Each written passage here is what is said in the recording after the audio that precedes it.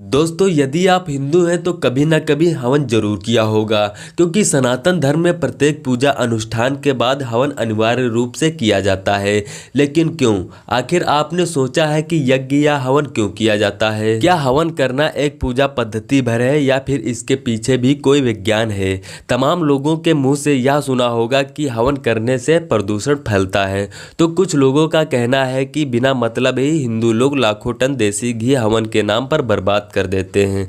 वही घी अगर वे खुद खाएं तो इससे उनका शरीर मजबूत होगा। दोस्तों, ये वही लोग हैं जो कहते हैं शिव जी पर दूध मत चढ़ाओ, गरीबों को बांट दो। ये वही लोग हैं जो कहते हैं पूजा पाठ पाखंड है, आडंबर है, अंधविश्वास है। तो दोस्तों, आपको बता दें कि हिंदू धर्म की कोई भी परंपरा अंधविश्वास व आडंबर नहीं है, बल्कि उसके पीछे एक विज्ञान छिपा हुआ है। बहुत लोगों को जानकारी न होने के कारण वे उनके झांसे में आ जाते हैं, परंतु आज के वीडियो में हम बताएंगे कि क्या हुआ जब एक वैज्ञानिक ने हवन पर रिसर्च किया और उसके जो परिणाम आए उसने पूरी दुनिया को हिलाकर रख दिया। सनातन धर्म में हवन की अग्नि को भगवान का मुख मानते हैं, अर्थात जो भी सामग्री हम हवन की अग्नि में डालते हैं उससे संपूर्ण ब्रह्मांड के जीव तृप्त होते हैं।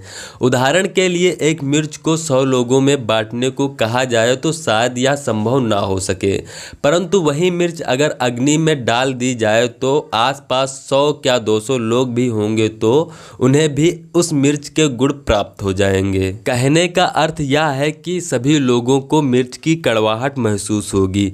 भगवान की बनाई सृष्टि में जीवों का निवास 3 स्थान पर है, पहला जल, दूसरा थल, तीसरा वायु।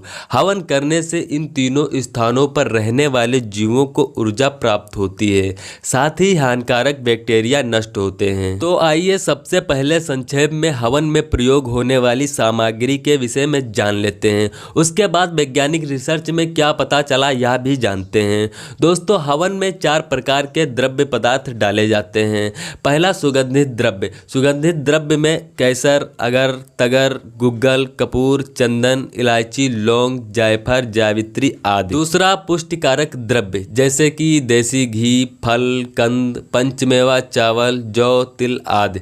तीसरा मिष्ट द्रव्य। मिष्ट द्रव्य यानी मीठी वस्तुएं जैसे शक्कर, शहद, छुआरा, किशमिश, गुड़ आदि।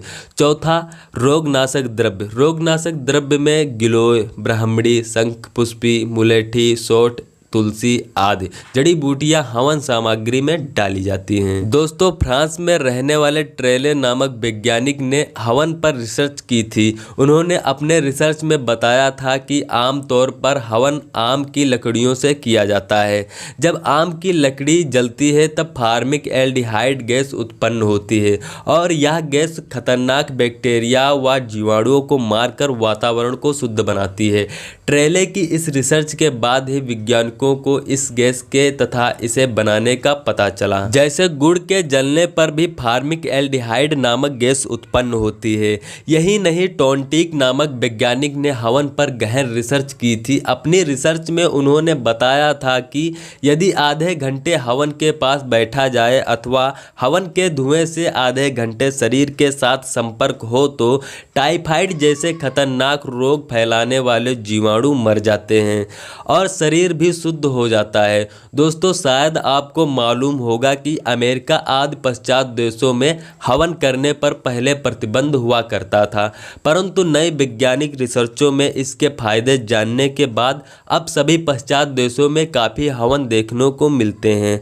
पश्चात देशों में भी अब हवन की भी वैज्ञानिकता को महत्व दिया जा रहा है। हवन की इतनी महत्व को देखते हुए राष्ट्रीय वनस्पति अनुसंधान संस्थान लखनऊ के वैज्ञानिकों ने भी हवन पर रिसर्च की थी और उन्होंने भी अपनी रिसर्च में बताया था कि वाकई हवन करने से वातावरण शुद्ध होता है।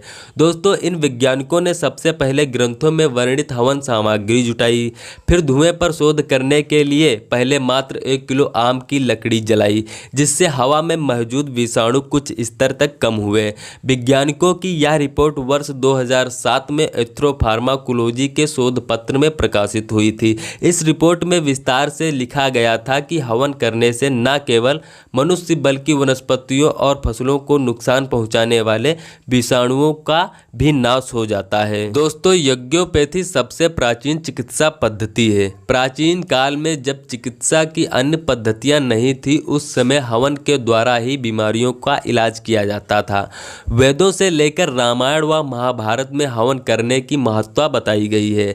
अग्नि में समर्पित पदार्थ आकाश मंडल में पहुंचते हैं और मेघ बनकर वर्षा में सहायक होते हैं। वर्षा से अन्न व अन्न से जीवों में तुष्टि पुष्टि होती है। हवन करने से भगवान तो प्रसन्न होते ही हैं, साथ ही साथ वातावरण भी शुद्ध होता है।